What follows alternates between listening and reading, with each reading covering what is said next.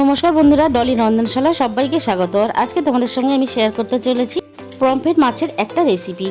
প্রথমে আমি এর জন্য নিয়ে নিয়েছি এখানে পমফ্রেট মাছ। মাছের মধ্যে আমি প্রথমে দিয়ে দিলাম স্বাদ মতো লবণ আর দিয়ে দিলাম অল্প পরিমাণ হলুদ গুঁড়ো। এরপর আমি খুব ভালোভাবে মাছটা হলুদ আর লবণ দিয়ে মেখে নেব।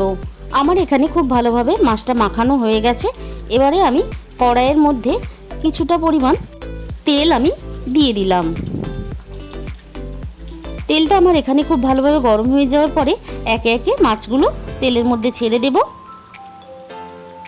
মাছগুলো একটা সাইড খুব ভালোভাবে হয়ে যাওয়ার পরে হালকা হাতে মাছগুলো আমি আর একটা সাইড উল্টে দেব। এইভাবে পমফ্রেট মাছ খুব নরম হওয়ার জন্য একটু হালকা হাতে ভেজে নিতে হবে। আমার এখানে মাছগুলো ভাজা হয়ে গেছে, এবার আমি তুলে নিলাম। বাকি মাছগুলো আমি একইভাবে ভেজে তুলে নিলাম আর বাকি মাছগুলো আমি ঠিক একইভাবে ভেজে নিলাম। ওই একই তেলের মধ্যে আমি আরও একটু তেল দিয়ে দিলাম আর ফোড়নে দিয়ে দিলাম কালো জিরে। এরপর আমি দিয়ে দিলাম পেঁয়াজ কুচি আর আমি দিয়ে দিলাম দুটো চেরা কাঁচা লঙ্কা। পেঁয়াজটা আমি এখানে 2 থেকে 3 মিনিট হালকাভাবে একটু নাড়াচাড়া করে ভেজে নেব।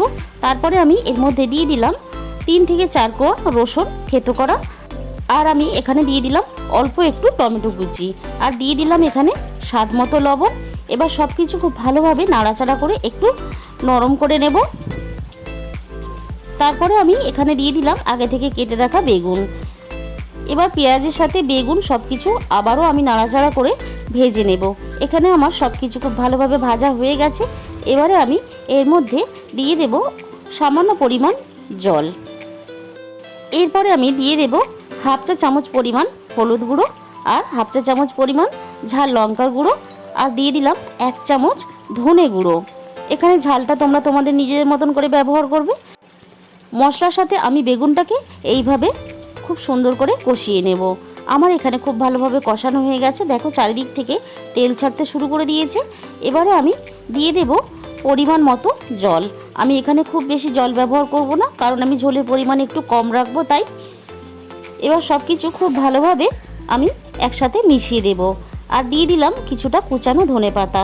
ধনেপাতা এইভাবে ঝোলের মধ্যে দিয়ে ফোটালে ধনেপাতার একটা সুন্দর গন্ধ ঝোলের সাথে মিশে যায়, ঝোলের স্বাদটাও পরিবর্তন করে দেয়।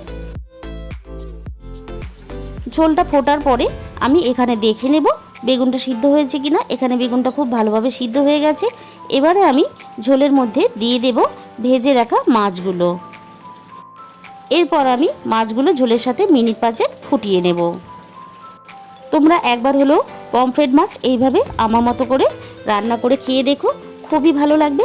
তাহলে আজকের রেসিপিটা তোমাদের যদি ভালো লেগে থাকে অবশ্যই একটা ভিডিওতে লাইক করো এবং কমেন্টের মাধ্যমে জানিও।